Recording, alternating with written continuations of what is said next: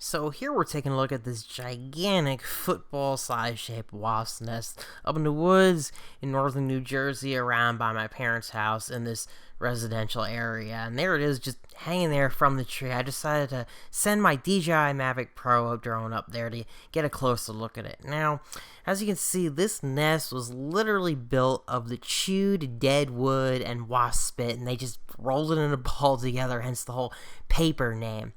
So the big question is, are there any wasps in there? And the answer is probably not. So from my understanding, paper wasp nests, they build these nests for one season. The workers die off after the first hard frost. This video was taken like a couple days after Christmas, so those workers are long gone by now, and the queen is also supposed to be out of there and hiding somewhere else. If anything, there could be a few lethargic workers in there, but other than that, this is pretty much a dead nest. So yeah, I took the drone up and I thought I got some pretty nice little shots of it. It was a little hard to keep steady, but yeah, there it is. There's the nest. I hope that you guys enjoyed taking a quick look at it with me, and as always, have a great day.